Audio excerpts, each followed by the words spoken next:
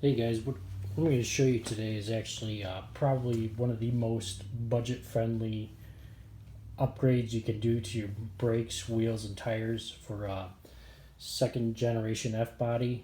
This car in particular, kind of hard to see here, but this is my '79 Trans Am project. Anyways, what I have here is we'll start off with the wheel and tire package. What I have here is a third generation F body. These are actually Pontiac Trans Am WS6 wheels. And what I did to make this work on my car, I'm not using any spacers for this setup. What we have here is, let me lift up the tire, let you see the back side. These are front only third generation F body wheels. Now what they are, they're 16 by 8 inch wheel with a 0 offset.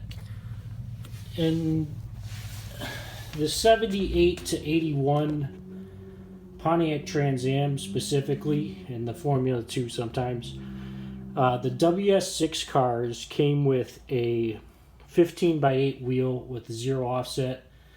And what this does is it gets you a 16-inch wheel with a 0 offset. So it keeps your exact same offset, same bolt pattern, 100% bolt-on wheel. And the benefit of this, flip it back over, that you don't get with 15-inch wheels these days is these are let's see here.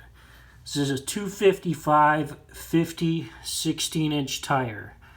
It's about a 26-inch tall tire.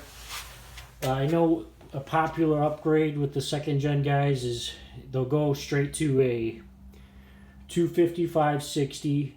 That's the classic muscle car tire for BF Goodrich. The only issue with those tires is they're a hard tire. A lot of people, that start making power with cars, they don't like them because they make, the traction's not the best with them, and they're actually low speed rated tires. These ones right here, they're actually a Z rated tire, so it should be good up to, I forget the rating, I think it's like 160 miles an hour, so definitely a lot more performance versus what you would get with a standard 15-inch wheel. I mean, there are some race tires you can get for 15-inch, but for street, this is a really good option to go with for a budget purpose. I mean, I literally picked these wheels up for, I actually had to buy 2 sets. I picked them up for $80 a set.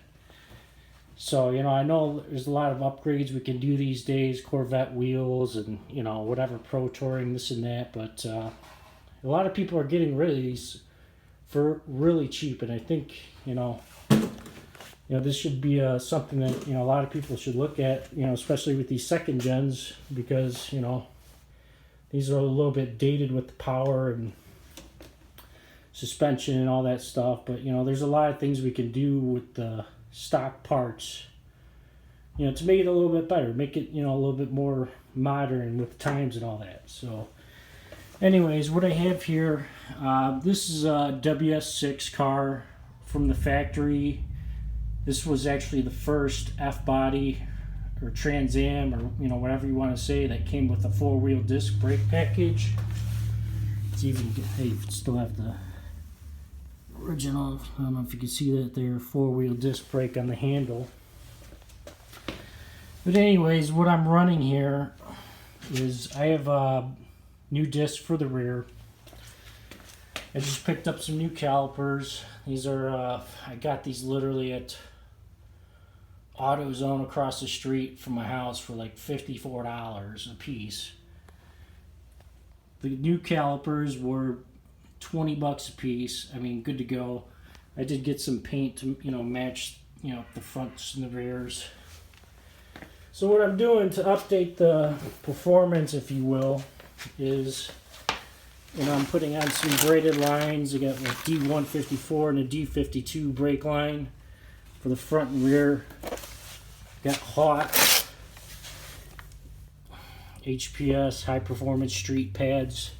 So those are, you know, a really nice setup. What I got going here, I think a lot of people these days have forgotten about this setup with the second gen guys. Everyone's should say everyone, a lot of people these days are just going to, you know, straight to the Corvette or the Willwood or, you know, whatever other fancy thing, or, you know, brake setup, I should say, that thing.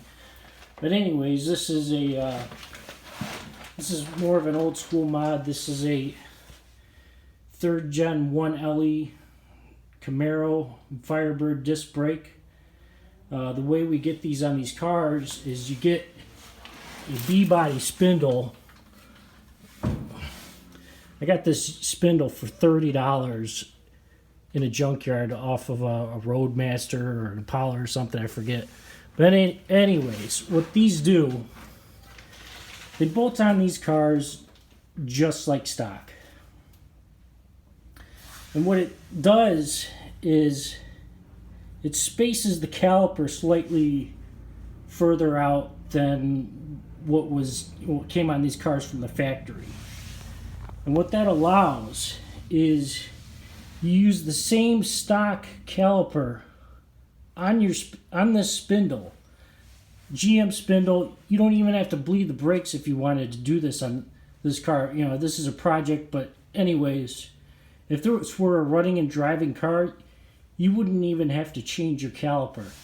You can literally go get the spindle, go get this rotor, bolt it on, and go. I mean, this is probably one of the cheapest upgrades that you can do. The main thing that it does is it gets you a bigger rotor. These 1LE cars that were, you know, raced on the racetracks in, you know, the early 90s. These are road race rotors.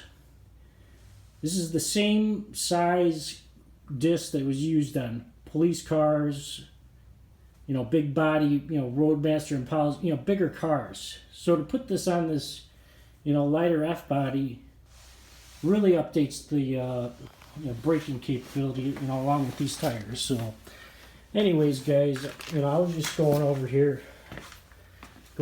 my setup here.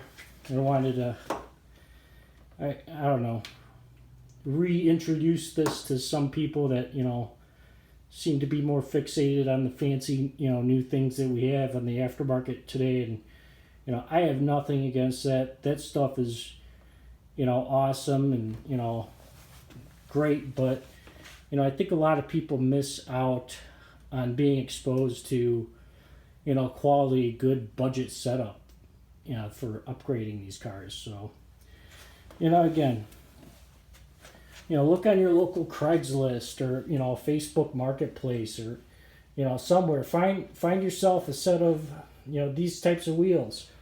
These also these are actually convex ATS wheels. They were made in Germany.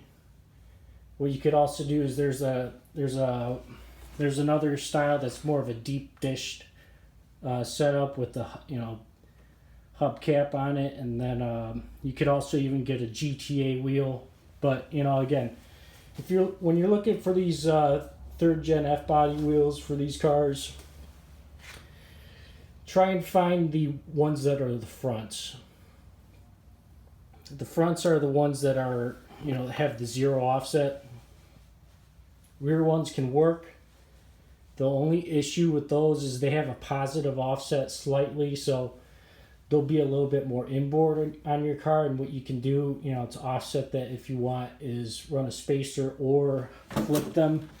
I know on the rear of these cars, the rear is actually a little bit more narrow than the front.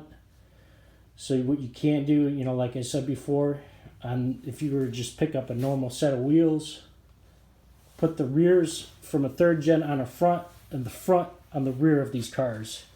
And what that'll do is, you know, get it kind of, you know, in line. But really, what I did with this car, what most of you guys, second gen guys should do, is probably chase down 2 pairs of front wheels, and then you should be pretty well set up to go. And again, I paid $80 a set for these wheels. So I have 8 wheels in my house I've paid $160. So, again, don't, if someone's, listing them $300, $400, $500, don't be running to buy that kind of wheel. You might as well go new at that point, in my opinion. But anyways, this is my setup, and I hope you have a good day. Thanks.